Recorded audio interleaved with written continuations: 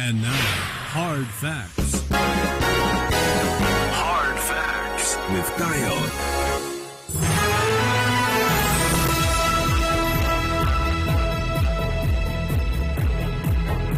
Hello, good afternoon to you. Welcome to Hard Facts 90.3 Nigeria Info and Herringport Harcourt. I'm Dayo. It's 14 minutes gone past 3 p.m. It's a Tuesday edition of the show, 27th of July 2021. Great to be here as well, and I hope that today's been a good one for you and things are working out. You're welcome to today's edition once again from now till about 7 o'clock, as is the practice, as has been for some time now. We keep the conversation going, and we've got news every hour all the way till 6 when we have the final bulletin for today, the major news that is. Business news at 4, update at 5, headlines 5:30 p.m.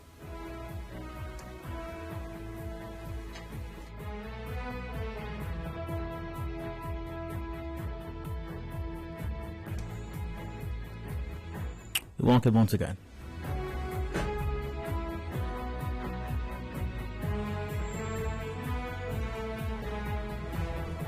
Oh, if just joining, once again, good to know you're out there. Just a moment, I have a bit of a technical glitch over here I need to sort out.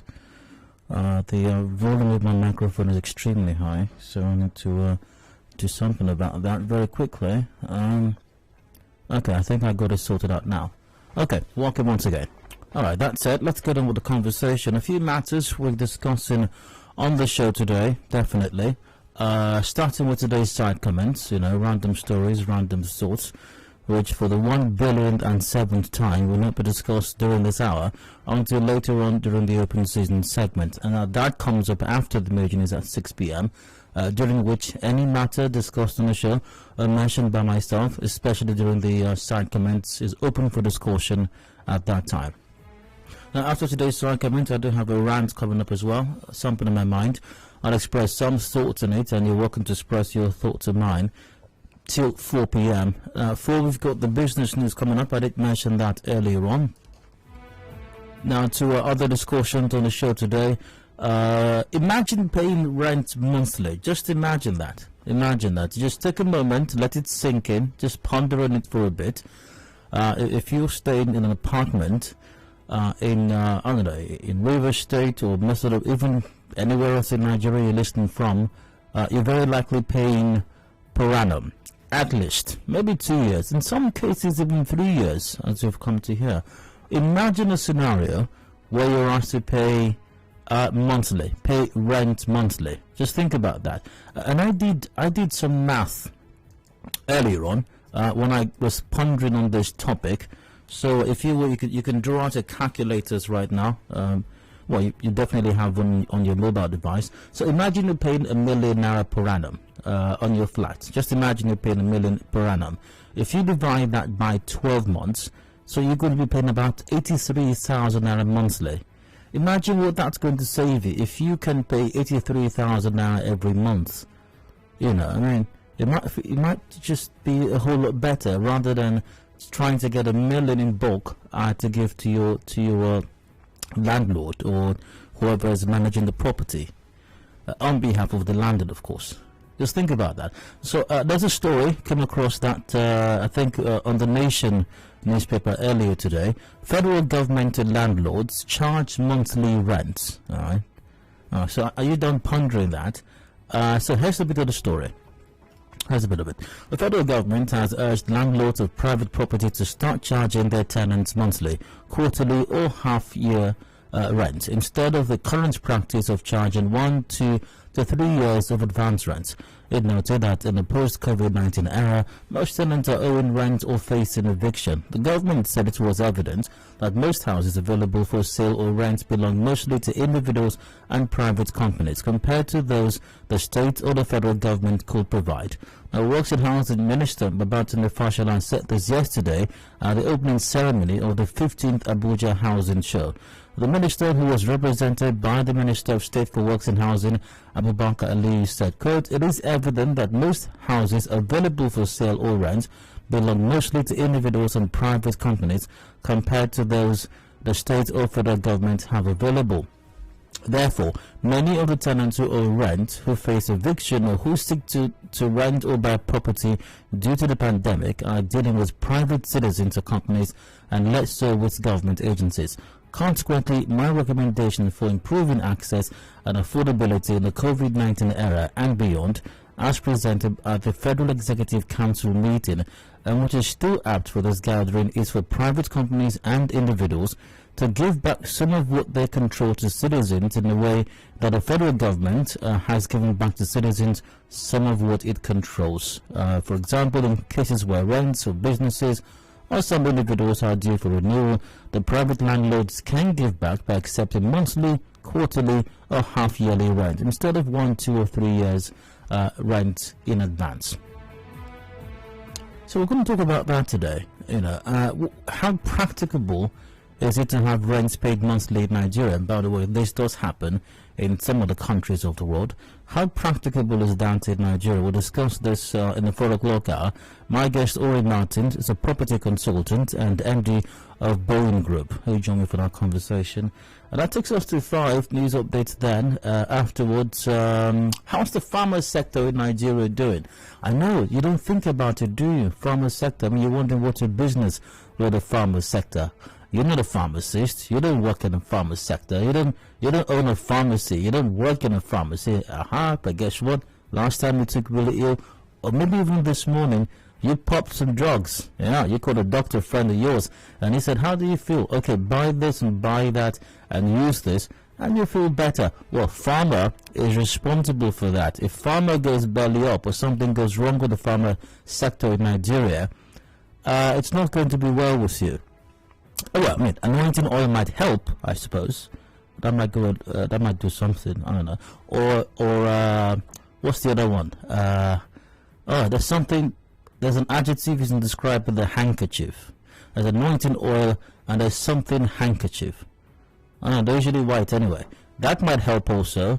But I think you will still require some anti-malaria medication. I think you might, in spite of all, you might gulp down a whole carton of anointing oil, but I think paracetamol still goes a long way as well. So it's very important. That's the point I'm making. Pharmacists seek technological revolution in Nigeria's pharma sector. Yeah, and I'm asking a question. I'm thinking, what is the state of local drug production in Nigeria? Because when you think about it, I mean, we do have quite a few of them around. You have Orange Drugs. We've got, is it Emzor? I think Emzor is a company as well. I think we've got Emzor also. We've got a few of them around. Don't remember the names right now, but yeah, like I said, we've got Orange Drugs, we got Emzor, we got a few others. I think they're local indigenous pharma companies, and in the Lagos, Ogun area, and I believe other parts of Nigeria as well. We've got. We've got indigenous firms making drugs, paracetamol, malaria drugs, and the rest of it. So, I mean, is something wrong? I mean, we could always do better, no doubt, but aren't we in a good place right now? Once again, story cut to Vanguard. Pharmacists seek technological revolution in Nigeria's pharma sector. Nigerian pharmacists have called for technological enhancement of local drug production towards advancing pharmacy practice and medicine security in the country. The pharmacists who gathered in Lagos during the 24th Annual National Conference of the Association of Industrial Pharmacists of Nigeria agree that without technological improvement, the nation's pharmaceutical sector would remain moribund.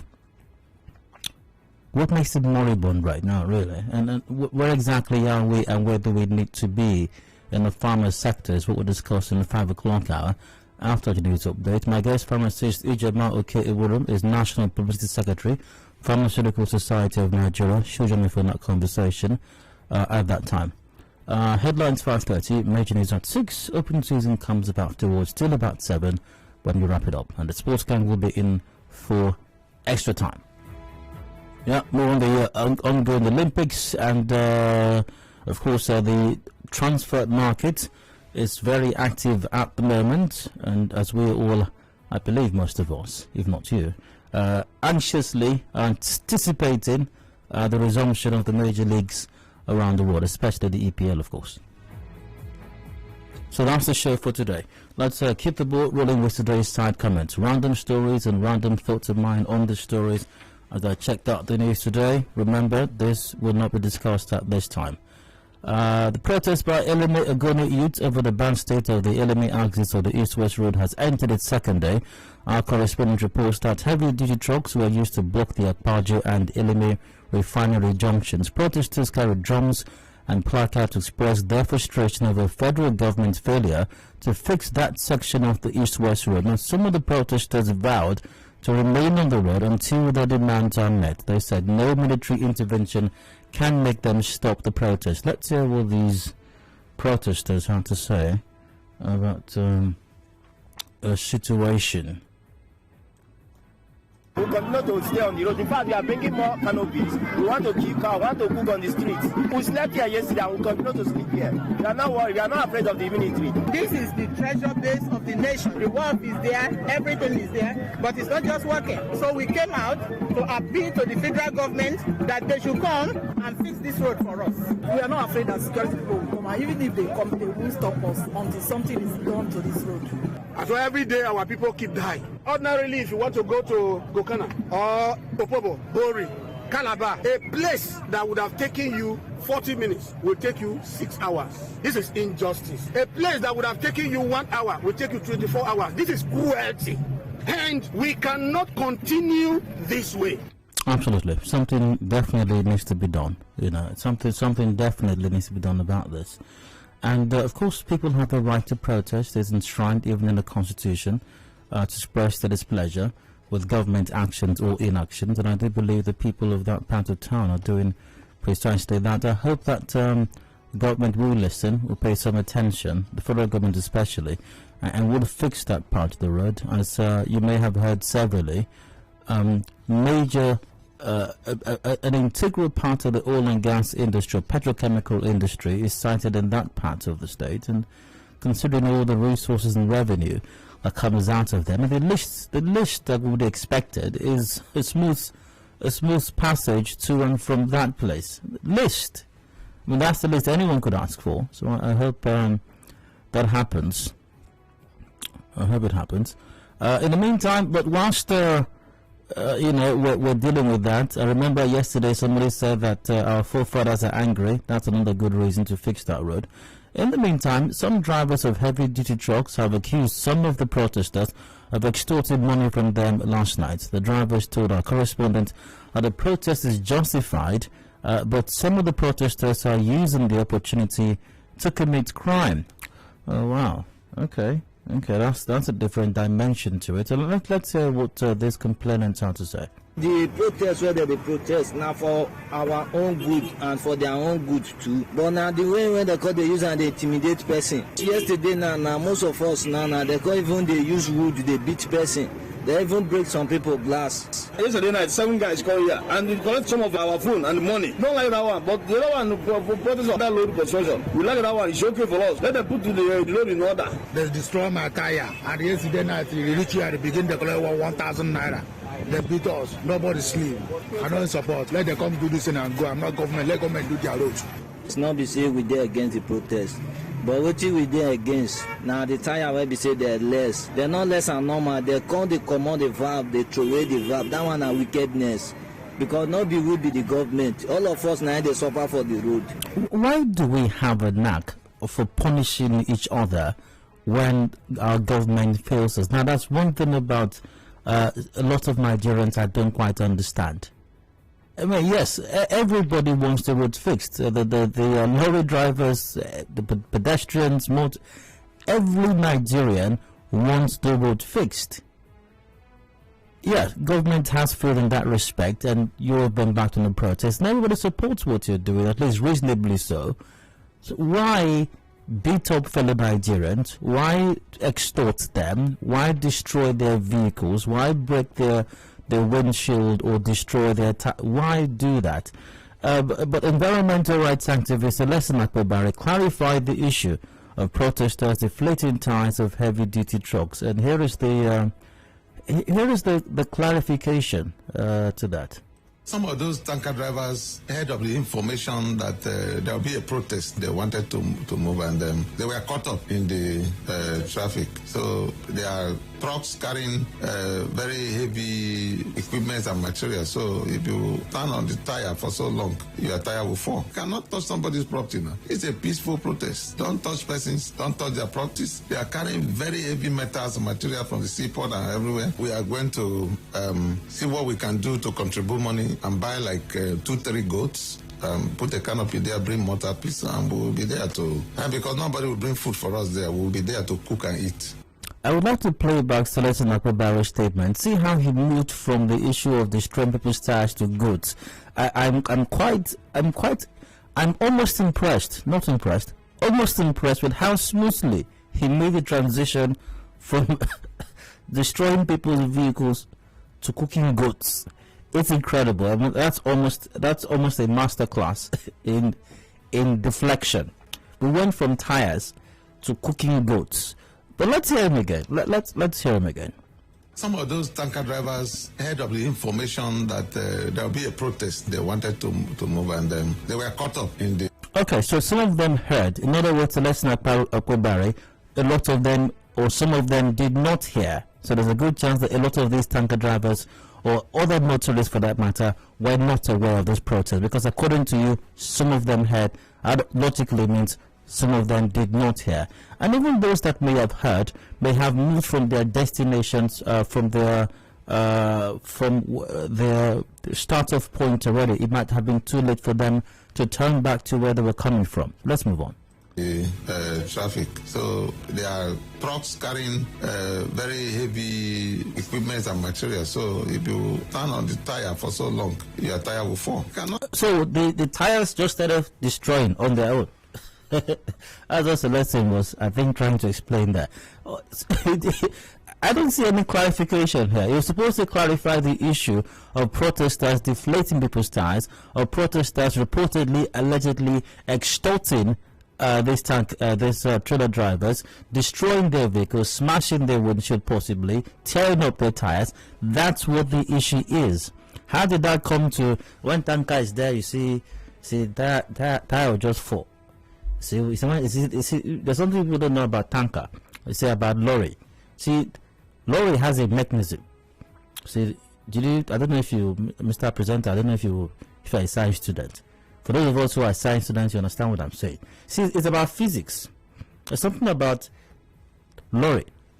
See, this is lorry. Let me explain to you. In case you can watch this explanation live also on facebook.com/Nigerians for PH. So this is lorry. This is tire. So there's a way that lorry will just stay like this, and tire will stay also. After a while, tire will just fall. I know you don't understand. There's something. If you look critically in there, there's something physicsy in everything I just said now. Don't touch somebody's property now. It's a peaceful protest. Don't touch persons. Don't touch their properties. That's not a clarification.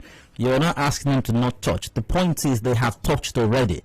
The point is they have destroyed people's tires. The point is they have extorted people. The point is they have smashed some glass, possibly some person's windshields. That's the point. They are carrying very heavy metals and material from the seaport and everywhere. We are going to see what we can do to contribute money and buy like 2-3 goats. Once again, remarkable stuff. You have to be impressed with that. He just went from the physics of tanker or lorry on tire, and tire will just fall. And then don't touch their tire. And then they are carrying heavy things. And then we now move to goods. Goodness gracious. That's impressive. Almost impressive. No, almost impressive actually. Almost. Put a canopy there, bring mortar piece, and we'll be there to. And because nobody will bring food for us there, we'll be there to cook and eat. Okay, all right. So, by the way, to all the. Okay, I'm gonna leave that one alone.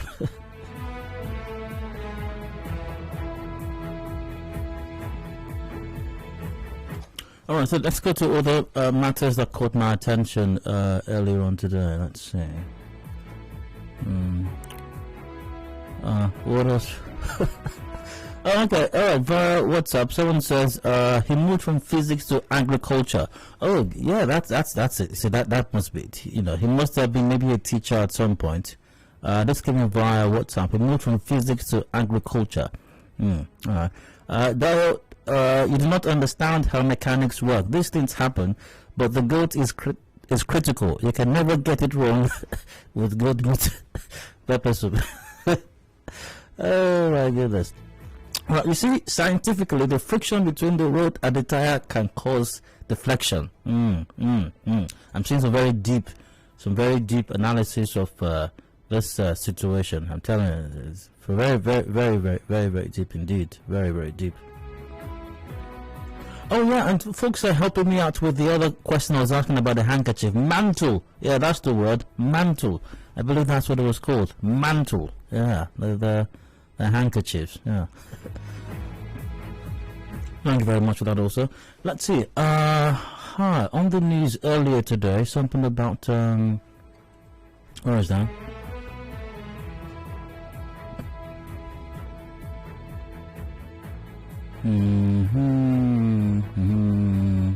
Yeah, INEC in River State has begun the physical aspect of the continuous voter registration at the state office and in the local government offices.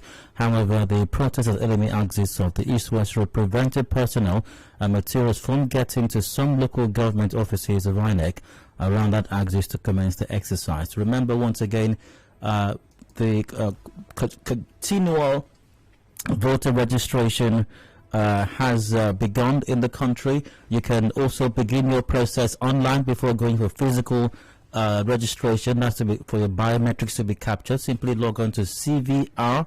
CVR means continuous voter registration. That's cvr.inecnigeria.org. Go register, get your voter's card. Prepare for 2023. Also, if you have any complaints, maybe you lost your card, you want to replace your card is defaced, you want to replace it, you've registered before, if you haven't got your card, go on the website. You don't need to appear physically yet at all. If you've registered before now, that's your biometrics have been captured. Now, even if your biometrics have not been captured, you can begin the process online. So you will simply get a notification of what day to come in for your biometrics. So you have your biometrics captured. You can start at cvr.inecnigeria.org or just walk into any INEC office in all the local government areas in the state and go get registered. Get your voter card. Very important. 2023 is here. That's how you can save yourself all the airtime money using calling Nigeria Info to say this government has not done one thing. One thing they have not done. We're shouting now. We're shouting for you to get a voter's card now. You sit down, you'll be tweeting. Okay, you won't be tweeting. We don't tweet now. You'll be sending message saying, Nigerian Info, what's happening over there? What's happening in that polling center? Don't say what's happening. Go and see for yourself. Go and vote. Alright, that's it for today's segment. I go on a break. When I return, today's round comes up. Do please stay with us.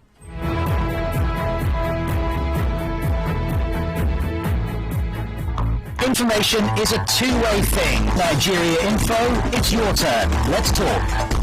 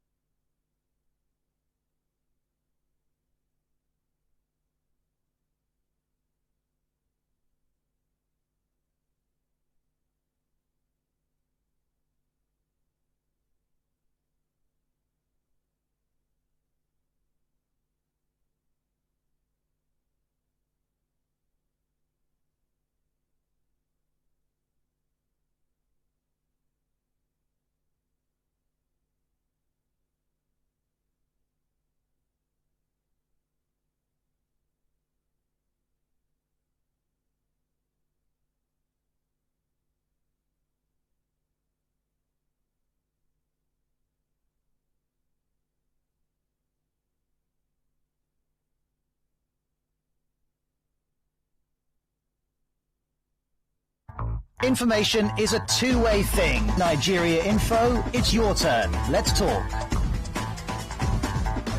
And now, Hard Facts. Hard Facts with Dayo.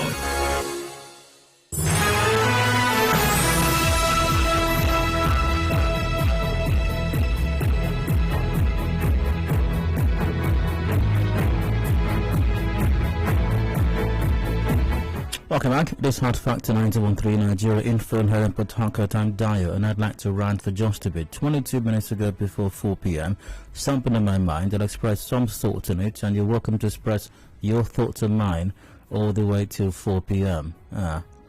And you probably heard about it, a very unfortunate incident in Abuja, in the city of Abuja, the FCT, where a very popular shopping center or shopping mall was engulfed in flames, and property, what some say millions of naira, some say even billions, engulfed in flames. Very sad situation, most unfortunate indeed.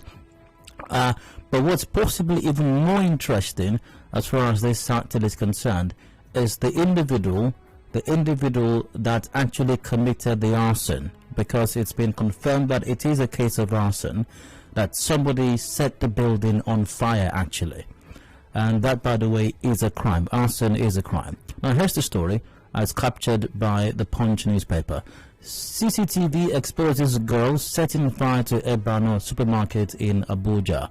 Here's the story. A closed-circuit television footage showing how a young girl set fire to the multi-millionaire shopping center, Ebeano supermarket, local Goma in the FCT, has gone viral.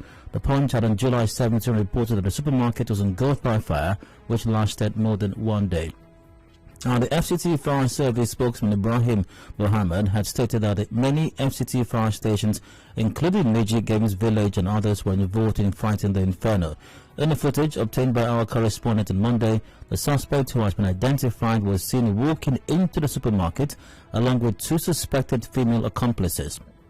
Now, the girl, dressed in a black top and a pair of jeans, could be seen walking to a section of the supermarket where gas cylinders and electric cookers were kept. She afterwards picked up a lighter and lit an item there and walked away. Moments later, the 3 females were seen outside where sympathizers had gathered. In the footage, one of them was seen smiling. However, in another video, the young suspect and 2 others were shown, and the 2 others were shown being questioned. You've probably seen the videos already, or at least one of them. If you're on social media, or if you're online, you may have received a WhatsApp message with a video, or at least with one of the videos. There's several videos circulating online, and there are many. It's generally, on the whole, it's a bad situation, really. But there are many sides to this. Many questionable things, or many topics or subtext that could be taken out of this situation. And in the coming days, I hope to touch on some of these issues, like the safety standards observed in this place, and several other, based on the videos that I've seen. But the one that I will stick with, and which is the subject of today's rant, is the issue of interrogation, how the police have handled this matter so far. Now, I don't know it entirely, but based on another video that's trending, or that's been circulated online, it leaves a lot to be desired as to how the police is handling this development. Now, there are many suggestions, and maybe credible, by the way, that this is a conspiracy, that this was a deliberate act, that the girl in question, who's said to be, I think, 9 years old, may have been manipulated to commit this act, maybe by the other 2 women, much older women, by the way, that she was with, or maybe even another party someplace else. But the point is that the girl and the 2 women who were with her were apprehended by security agents, and they were being questioned. Now, this is the account of this is an audio version of the young girl, 9 years old. Keep that in mind, by the way. It's very important that you keep that in mind. A 9-year-old girl being interrogated by a Nigerian police officer, and very important to note also, this girl, based on CCTV footage, was the one who started the fire that engulfed this supermarket, this shopping center. Let's hear once again, if you haven't before. If you have before, let's hear once again, or if you haven't for the first time, the audio version of that interrogation. That's what you do. This one, 9-year-old, you born a goods of 5 billion naira. How do you start paying? Which police will detain this? The law will not allow you to detain her. You can't detain. No, when I took you there, detain this one. Hey, who took you to that place? I said, who took you there? Your mother. Your mother is the one that got you. Because, hello, I will give you a very dirty slap. Oh, so far they're shouting at her, they're screaming at her, and one of them is saying that he will give her a dirty slap. She's 9 years old once again. Let's continue listening. I'm asking you a direct question, and you're trying, you as well as you are, you're trying to twist the question for me. Who took you to that place? Huh? Huh?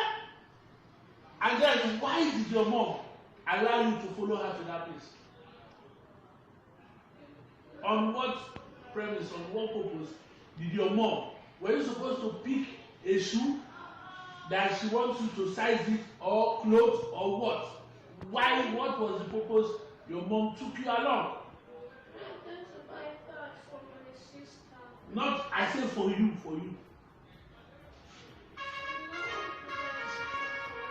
What in particular did she want to buy for you? Nothing. Nothing.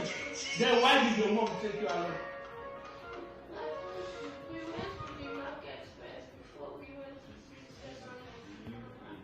What was your do? What were you supposed to do in that place that your mom took you along? Huh? Nothing. Oh, wow. Huh? Then how did you leave your mom?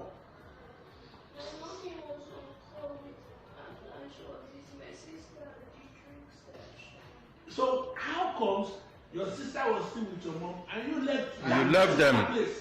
You left them and go and light up your place. If the other CCTV had come up, the one controlling the camera that should have seen the position of you and your mom, they would have known that it is your mom that sent you.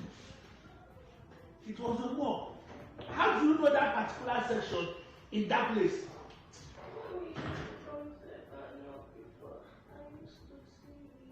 You used to see it. You see it as what? You see somebody using it there, I mean what? And you see it that what will happen? You see it as what? As instrument of what? Huh? You're cooking your mother. Oh, now, how can trained police officers not know that that is not in any way an ideal way or method of interrogating a 9-year-old girl? Now, no doubt about it, this 9-year-old girl could have valuable information as to what happened that day, or who or what may have manipulated her or caused her to set the building on fire. And should she be questioned? Yes, she has to be questioned. But I am sure that in no sensible society can that be a way to get any kind of information from that girl. Ideally, we should have child services there. Yes, the police can question her, but it must be not of her guardians, because they might manipulate her further, but it should be in the presence of childcare services, and there should be a different way, a tactical way, a tactful way, a carefully measured way of asking her those questions, because the point is not to scare her, the point is not to make her withdraw, the point is to make her feel comfortable enough to reveal information that she might not even know that she is revealing. How can trained police officers not know this? What goes on in that place called police college or police school that they go to? What goes on there? And every day, the police just find new ways to embarrass themselves and show to the public that they're extremely unprofessional. Because that cannot be the way to interrogate a 9-year-old girl. It doesn't matter what she may have done, because it's more likely that she was manipulated into carrying out that act than she did it of her own volition. And the police ought to know this. They should know this, for crying out loud. I hope the authorities will also take a look at that video and make amends where necessary and ensure that going forward the right things are done. And the police ceases to continually embarrass themselves and embarrass this nation any further. They've embarrassed us long enough. I hope they do something to put a lid on that. On that note, I end my rant. Thanks for listening to Badger Boy. Let's get your take right now. We've got a few minutes to go before 4 p.m. Numbers are the same. Lines are open. 0817 923 0002 or 0003. 0817 923 0007 as well. We're live on Facebook.com/Nigeria Info PH, and WhatsApp is on 0809 0306416. That's 0809 0306416 via WhatsApp. I got a comment via, well, speaking of WhatsApp, I listened to the so-called interrogation of the kid with my mouth wide open. The ineffectiveness of the Nigeria police is no longer in doubt.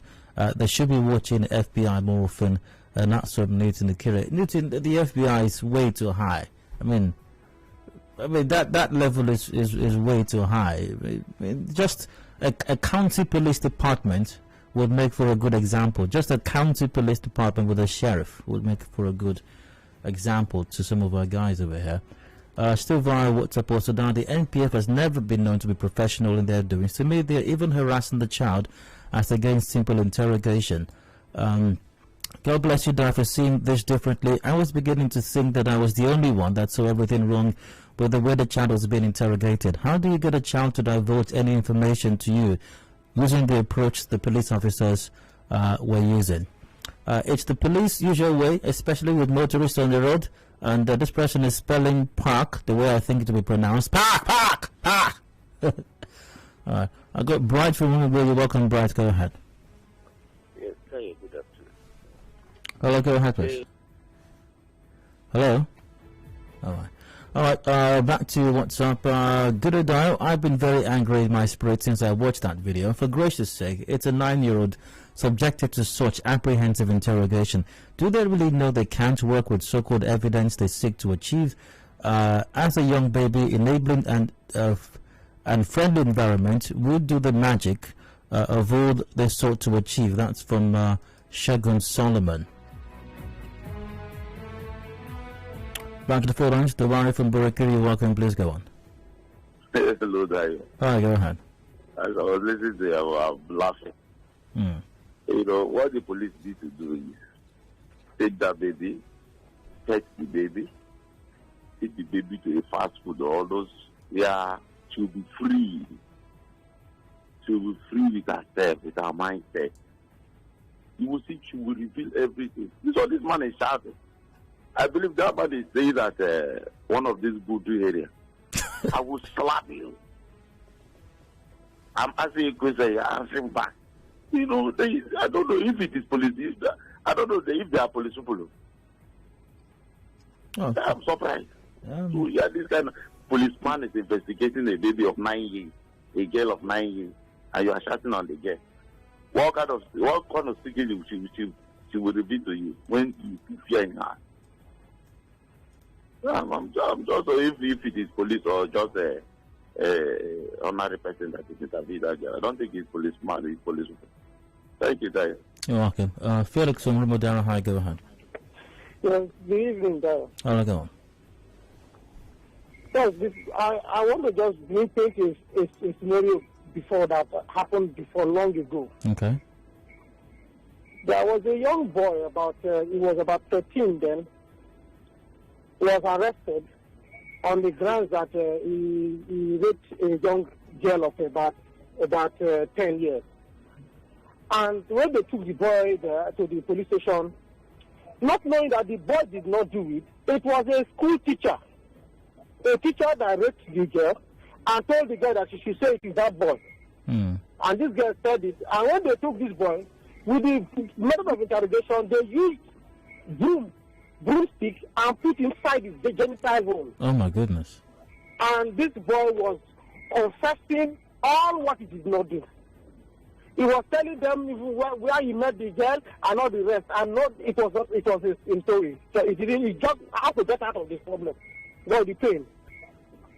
Now, after some time, they have let this boy go, that he has confessed it and all the rest, and all the beating has been done for that young boy, and he went back home. It was another teacher that we are seeing this small girl around that teacher and called the girl and said, tell me the truth, and talked with her softly, and it was there they found out that it was this same teacher that manipulated that girl to tell that this man was the one that did it to her. So you see that when you try to use force to bring that information from someone, the person might give a different version of the story, or not even happen. What did not happen is what the person will say. So we must be able to know what type of method to use. When it is a child, we know what to do. We know how to discuss it. Some of these young children, they're just a little way you appeal to them, they will say everything out. So I don't know, Nigeria, we are still far behind, seriously. Well, let's go to Hafem as well. In Fair from Eche, I think you're welcome. Thank you, Mr. Dayo. Hi, go ahead. Mr. Dayo, I think this matter, the police will have a very good explanation for it. Maybe a doctored video or something also. Because I don't think that is any training would tell any police officer to make that kind of interrogation or whatever they call that. Because it's a shame if it's true, if it's real, the kind of officers we have in Nigeria. So if there's a 9-year-old girl, then what happens to the 29-year-old girl? I think she wouldn't have been told that she would be given a dirty slap. She would have been given a dirty slap. And then the blood sugar and the rest and the rest and the rest. So it's a shame. Quite so. Sure. Quite so. Promise from Gokana, you're welcome. Please go on. Yes, good afternoon, Daniel. Go ahead, sir. Yeah, the issues you're talking about there is actually something of concern. You see, when the Nigerian police is doing their recruitment, they don't actually consider that they are supposed to do the recruitment based on the structure of the Nigerian police. You know, you're supposed to have a counselor. The counselor is supposed to be responsible for getting information from such situations. Because when a counselor talks to you, it's put into your consideration your emotion, your feeling. You see, when this event happens, even the child, as a person, will have a shock. A lot of things is running through their mind. So you have to pet her, so as a psychologist to understand. Oh my, that'll be a final call. Moses from Ebeano, Rod, you're welcome as well. Go on. Hello, Dal. Hello, Moses, go ahead. Very well, go on, please. Yeah, the approach of that policeman goes to tell you how backward we are, honestly speaking. Our advice is this: see, if the government would not send them for better training, the policemen themselves should train themselves. Watch things like forensic files, FBI files. I take pleasure in watching those things because you learn a lot on how to get valuable information from whoever. How can you shout on a 9-year-old child and expect that you get information you're looking for? I just pray that God will change things for us. Yeah, Moses.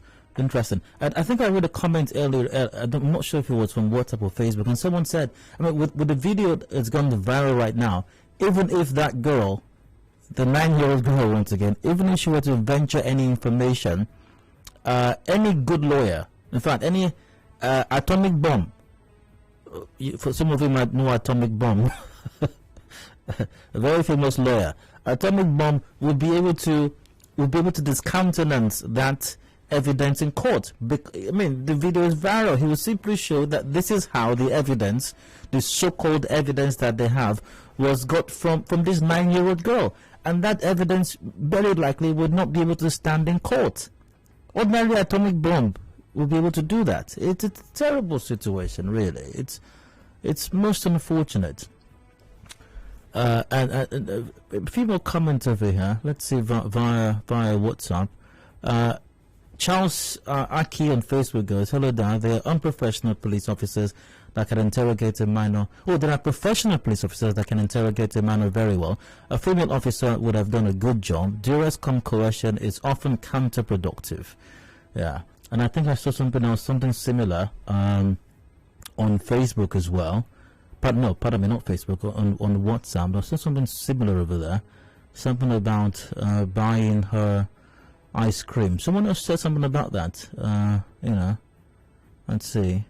I can't find it any longer. But it's just horrific seeing that. A 9-year-old girl. A 9-year-old girl. So if you can do that to a 9-year-old girl, what will you do to a 29-year-old person? The answer is very simple. Blood sugar. That's what they do to the 29 or 39-year-olds. To a 9-year-old girl, we threatened to slap her. And who knows, different scenario, she may have received the slap. But 29, 39-year-old, we give them blood sugar. Terrible thing. And I hope once again that the police will not keep quiet about this. I hope they will say something about this. And I hope that they will address the matter. Really. Nearing top of the hour, 4 p.m. We got business news coming up. After that, I asked you earlier on, imagine that you're paying rent monthly. So if your annual rent, say, is 1 million naira, if you have to pay rent monthly, you'll be paying 83,000 or thereabouts every month. Wouldn't life be just a whole lot better? Well, the federal government is charging landlords to do so. When I return, it's a practicable in Nigeria. Do stay with us.